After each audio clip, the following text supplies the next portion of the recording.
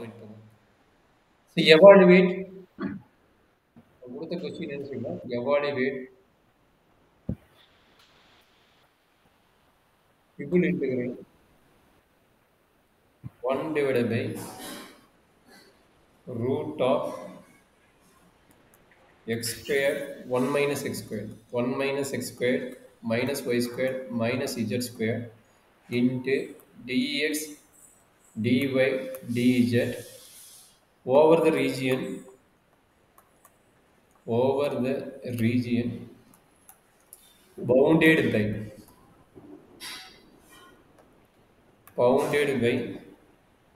the sphere bounded by the sphere x squared plus y squared plus z squared equal to 1. இது வால்யூமாக இருந்தாலும் சரி இல்லை எவாலுவேட்னு சொல்லி கேட்டிருந்தாலும் சரி நம்ம போகிற மெத்தட் எல்லாமே ஒன்று தான். சரி சார் 1 மினிட் மேலே ஸ்க்ரால் பண்ணுறேன். ஒன்றும் இல்லை, அங்கே எதுவுமே இல்லை, எவாலுவேட் மட்டும் தான் இருக்குது. கொஸ்டின் எழுதல சார். எழுதிக்குமே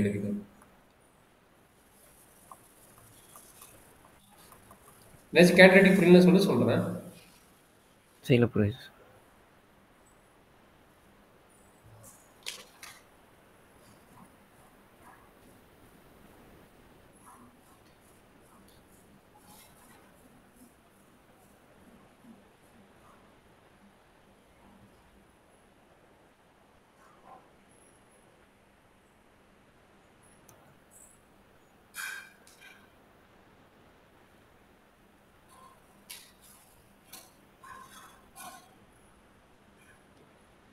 okay sir.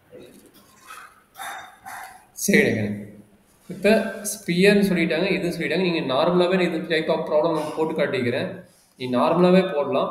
பட் இங்கே வந்து யூசிங் ஸ்பெரிக்கல் கோஆர்டினேட் வச்சு இந்த ப்ராப்ளத்தை எப்படி ரன் பண்ணுறாங்க, இல்லை இங்கே வந்து எக்ஸ்ட்ரா ஐடியா வந்து யூசிங் ஸ்பெரிக்கல் கோஆர்டினேட் கூட கேட்கலாம். யூசிங் ஸ்பெரிக்கல் கோஆர்டினேட் கேட்டாலும் கேட்கலனாலும் நீ நார்மலாக போட முடிஞ்சா போடு, இல்லைன்னா இதில் போடும்போது இன்னும் கொஞ்சம் கம்ஃபர்டபுளாக ஈஸியாக போட முடியும். அந்த கான்செப்ட் தெரிஞ்சு போட்டீங்கன்னா சரி. இப்போ ஸ்பெரிக்கல் கோஆர்டினேட் வச்சு யூஸ் பண்ண போகும்போது நீ எப்பயுமே எடுத்துக்கிறது தான். ரைட், எக்ஸ் ஈக்குவல் என்ன எடுப்பீங்க, r sin phi cos theta, y equal to r sin phi sin theta, and z equal to r cos phi. இங்கே டேரெக்டாக பவுண்டட் பை த ஸ்பியர் மட்டும் தான் கொடுத்துக்கிறாங்க. அதனால் இங்கே வந்து உனக்கு ஹெமிஸ்பியர் பற்றி சொல்ல, இல்லை இஜெட் ஈக்குவல் 0ன்னு சொல்லியிருந்தாலும் ஆஃப் ஹெமிஸ்பியரோட அந்த மாதிரி எந்த கேஸுமே இங்கே கொடுக்கல. சரிங்களா, எந்த கேஸுமே கொடுக்காத நம்ம என்ன எடுத்துக்கலாம், டேரெக்டாக வந்து நம்ம தெரிஞ்சிச்சு. இதை நம்ம வந்து இன்டர்சேஞ்ச் பண்ண தேவையில்ல. First limit complete sphere concept தான் வருதுங்க. அதனால் ஒரு பிரச்சனையும் கிடையாது. நம்ம எடுத்த விட்டுமே என்ன பண்ண போகிறோம், அந்த x square y square z square இருக்குதுல்ல, அப்போ அதை அப்ளை பண்ணும்போது என்ன கிடைக்கும், இதுக்கு சாட்டிஸ்ஃபை ஆகும். அப்போ நம்மளுக்கு ரேஞ்சு மட்டும் கண்டுபிடிச்சா போதும். அப்போ ஆரோட ரேஞ்ச் என்ன, கம்ப்ளீட் ஸ்பியரோட ரேஞ்ச் என்னன்னு பார்க்குறீங்க. இங்கே வந்து ரைட் சைடு என்ன கொடுத்தாங்க, ரேடியஸ். நான் உங்களுக்கு அண்டர்ஸ்டாண்ட் பண்ணலாம் தான் இருக்கும். இங்கே சென்டர் பாயிண்ட் பார்த்தா 0,0 கரெக்டாக 0,0,0 அண்ட் ரேடியஸ் பார்த்தா 1. சரிங்களா, ரேடியஸ் என்ன 1. அப்போ நம்ம ஜென்ரல் ஃபார்ம் ஆஃப் ஸ்பியர் என்ன, x square plus y square plus z square equal to a square. அப்போ இங்கே ஏவோட வேல்யூ என்னன்னு தெரிஞ்சிச்சு, 1 தெரிஞ்சிச்சு. ஏ ஸ்கொயர்னா ஏவோட வேல்யூ 1 தெரிஞ்சிச்சு. அப்போ நம்ம கம்ப்ளீட் ஸ்பியராக இருந்தால் நம்ம ரேஞ்ச் எடுக்க போகிறோம், நம்ம ஆல்ரெடி கொடுத்துதான். கம்ப்ளீட் ஸ்பியராக இருந்தால் நம்மளோட ரேஞ்ச் என்னவா இருக்கும் போது, ஆரோட ரேஞ்ச் வந்து 0 to A. 0 to A என்னது 0 to 1ன்னு அர்த்தம். கரெக்டுங்களாப்பா. அடுத்து பையோட ரேஞ்ச் 0 to π. 0 to 2π. அடுத்தது தீட்டா தான் 0 to 2π. கரெக்டுங்களா, 0 to 2π, π 0 to π. இது மறந்துடாதீங்க. ஐடியா ஓகேங்களா சார்? அது எப்படி கொஸ்டின்ல வந்துட்டு இப்போ அந்த ரீஜன் அப்படியே இருக்கனால நம்ம ஃபுல்லாவே கொடுத்துட்டாங்களா. இங்க பவுண்டட் பை மட்டும் கொடுத்துக்கிறான். இங்க பவுண்டட் அப்பர் ஒன்லி எபோ, அந்த எபோ அல்லது அப்பர் சைடு ஒன்லி அந்த மாதிரி கொடுக்கும்போது நம்மளுக்கு ரேஞ்ச் மாறும். சரிங்களா, அப்படிங்கும் போது அந்த பை வந்து பை பை 2 கூட மாறலாம். சரிங்களா, அந்த மாதிரி கேஸ் வந்து நம்ம ப்ராப்ளம் வர போடுவோம். சரிங்களா, இல்ல டயக்ராம் கான்செப்ட்ல ப்ராப்ளம் வருது, அடுத்த ப்ராப்ளம் நம்ம ஒன்று போட போறோம். சரிங்களா, எது கொடுக்கல, இந்த வேர்டு கொடுக்கல, அதனால நம்ம வந்து அதை அப்ளை பண்ணல. பவுண்டட் பை ஸ்பியர் மட்டும் கொடுத்துக்கிறோம், ஸ்பியரோட கம்ப்ளீட் ரீஜன் மட்டும் நம்ம எடுத்துக்கிறோம். சரிங்களா, அவன் கொடுத்ததா மட்டும் தான் மாற்ற போறோம். அதை பத்தி நீங்க கவலைப்படாத பத்திக்கு. சரி, இப்போ எதுவுமே இல்லை, நீங்க டைரக்டா போய் அப்ளை பண்ண வேண்டியதான். இப்போ நம்மளுக்கு கண்டுபிடிக்கிற வேண்டிய வேலை என்ன, இந்த இன்டெகிரேஷன் இதுக்குள்ள இருக்கு பார்த்தீங்கன்னா 1 மைனஸ் இந்த வேல்யூ சரிங்களா? ம். அப்ப இந்த வேல்யூ மட்டும் நீங்க கண்டுபிடிச்சா போதும். சரிங்களா? இந்த வேல்யூ மட்டும் அதாவது X square plus Y square plus Z ஸ்கொயரோட வேல்யூ என்னன்னு கண்டுபிடிச்சா போதும். சரிங்களா? அந்த எக்ஸ் ஸ்கொயர் அதாவது இப்போ ஒரு போலார் கோஆர்டினேட் எடுத்துட்டா என்ன கிடைக்கும்? இப்போ x square plus Y square equal to r ஸ்கொயர்னு வருதுன்னா நம்ம எக்ஸ் ஈக்குவல் டு ம். R cos theta and y equal to r sin theta எடுத்துட்டா மீனிங் என்ன? லெஃப்ட் சைடு சாட்டிஸ்ஃபை ஆகும். அதாவது r square equal to r square கிடைக்கும். கரெக்ட்டுங்களா? ஓ! அப்ப அப்போ இதுலயும் பிராக்கெட்ல உள்ள 1 மைனஸ் ஆர் ஸ்கொயர்னு எழுதிக்கலாம். அதுக்காக தான் சொன்னேன். வெரி குட்மா, வெரி குட். அப்ப ஓகே நீ வேணா சார். போட்டு சிம்பிளிஃபை ஓகே சார். பண்ணுவாரு. அந்த ஸ்டெப் நான் இங்க காட்டல. நீங்க சொன்ன மாரி ம். அந்த ஐங்கிறது இன்டகிரேஷன் எடுத்துக்கிறேன். என்ன கொடுக்குறாங்க? ட்ரிபிள் இன்டெக்ரல் ஓவர் இன்டெக்ரல் 0 இல்ல அது அப்ளை இன்டெக்ரல் பண்ணிக்கலாம். 0 to a எழுதிக்கலாம். Integral 0 to 1. நான் எழுதிக்கிறேன். இதை ஓகே ஃபர்ஸ்ட் சார். எழுதிக்கலாம். y square minus z square dx dy dz. இதுதான் இன்டர்சேஞ்ச் ஆகுது. நீங்க சொன்ன மாதிரி ட்ரிபிள் இன்டெக்ரல் ஃபர்ஸ்ட் லிமிட் போறதுக்கு முன்னாடி இங்க என்ன எழுதணும் ஐடியா தெரிஞ்சுட்டா அப்ப இங்க ஈஸியா எழுதலாம். இங்க என்ன எழுதணும்? r squared into sin pi எழுதிட்டு dr into t pi into t dt. இப்போ லிமிட் அப்ளை பண்ணுங்க. லிமிட் என்ன? r ஓட லிமிட். அப்ப r ஓட லிமிட் என்ன? 0 to 1. 0 to 1. அடுத்து பையோட limit 0 to 0 to pi. 0 to 2 pi. pi. இப்போ ஃபங்க்ஷன் ஓ எழுதுங்க. சார் அதுக்கப்புறம் தீட்டா. Okay sir. சொல்றேன். அதுக்கப்புறம் 1 பை ரூட் ஆஃப் இப்பதான் சொன்னேன்ல இதனோட வேல்யூ என்ன 1 கிடைக்கும்? Minus r square. Minus r square. அந்த கான்செப்ட் அப்ளை பண்ணி சிம்பிளிஃபை பண்ணி பாருங்க. இது வந்து 1 மைனஸ் ஆர் ஸ்கொயர் வரும். சரிங்களா? Square sine. Yes sir. சரி, இப்போ என்ன நடக்கும் அப்படிங்கிறது மெயின் இம்பார்ட்டன்ட். இப்போ ஆல்ரெடி இது டிபெண்டன்ட் இன்டெக்ரலா இண்டிபெண்டன்ட் இன்டெக்ரலா செக் பண்ணிக்கோங்க. டிபெண்டன்ட் இன்டெக்ரலா இண்டிபெண்டன்ட் இன்டெக்ரலா ஆல்ரெடி நான் ஃபர்ஸ்ட் கிளாஸ் செகண்ட் கிளாஸ் உங்களுக்கு சொல்லி கொடுத்துக்கிறேன். அதாவது இங்க வந்து வேரியபிள் என்னாச்சு வருதா? இங்க நம்மளோட வேரியபிள் என்ன?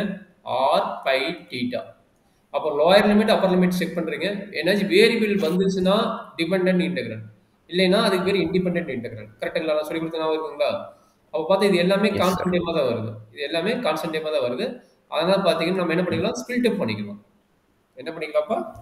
3 இன்டெக்ரல் Split up. நம்ம ஸ்பிளிட் அப் பண்ணிக்கலாம். வேரியபிள் வரும்போது ஸ்பிளிட் அப் பண்ண முடியாது. அதை கொஞ்சம் நோட் பண்ணிக்கங்க. இப்போ ஸ்பிளிட் அப் பண்ணிக்கலாம் ஈஸியா. அப்ப என்னாச்சு? Oh integral okay 0 sir. to 2 pi இது எதனோடது? கடைசியோடது. கரெக்ட்டுங்களா? அதை வந்து நம்ம என்ன பண்ணலாம்? D theta. Integral 0 to 2 pi d theta integral plus integral பிளஸ்லாம் கிடையாது. ஸ்பிளிட் அப் தான் பண்ண போறோம்.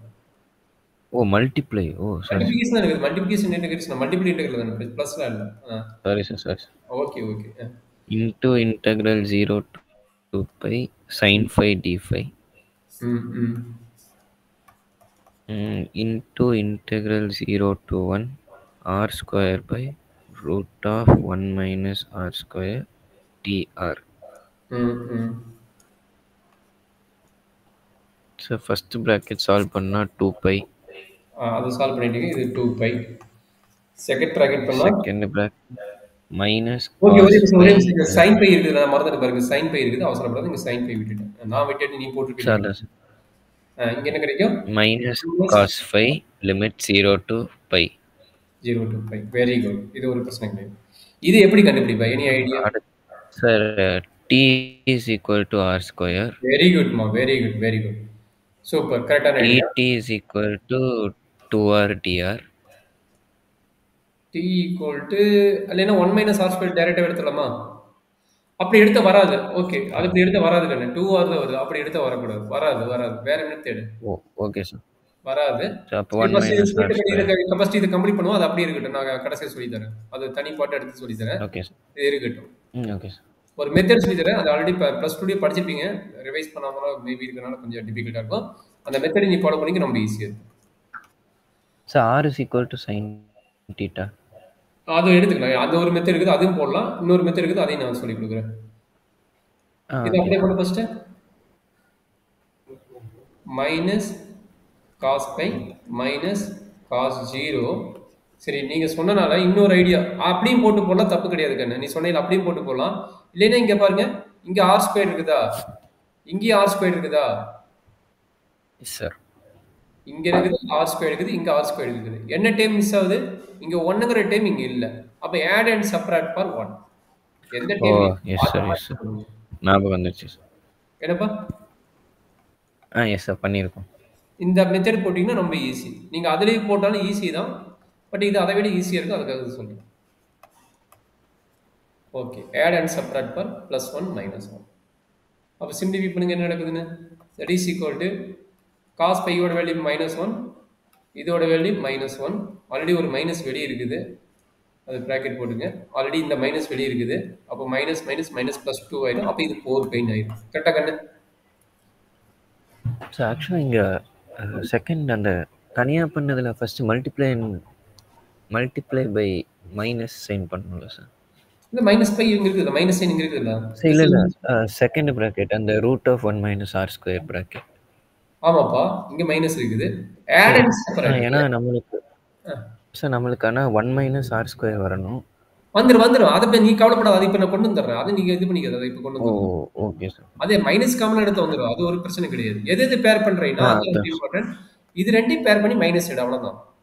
இப்போ ஃபர்ஸ்ட் இன்டெகிரல் என்ன பண்ணா 0 to 1 1 plus r² divided by √(1 - √(1 - r²) minus minus integral 0 to 1 சரி நான் தப்பா dr by ஒரு நிமிஷம் plus r² வந்து அடுத்ததுக்கு போகும். இது 1 divided by.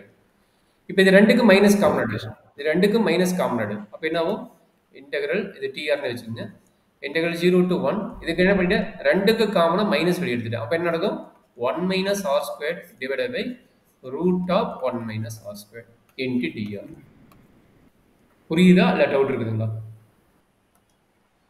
இது ரெண்டுக்கு சேர்த்து என்ன சொல்லிட்டு மைனஸ் வெளியே எடுத்துக்கிறேன். ஓகே, புரிஞ்சு sir.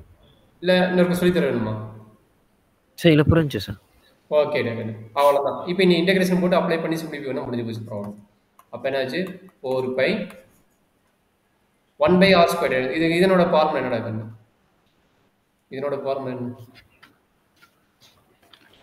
sin inverse of x. அப்போ sin inverse of r. Yes sir. Minus sin inverse x/a. இதுவும் கட்டான என்ன கிடைக்கும்? √(1 - r². அப்போ இதுக்கு என்ன கிடைக்கும்? இதுக்கு ஒரு தனி ப்ராக்கெட் போட்டுங்க. இது வந்து 0 to 1. இப்போ இங்கே இதுக்கு என்ன நடக்கும் சொல்லுங்க பார்க்கலாம். √(1 - r² into dr. அப்போ என்ன கிடைக்கும்? r/2 கேன்சல் ஆயிடும் சார்.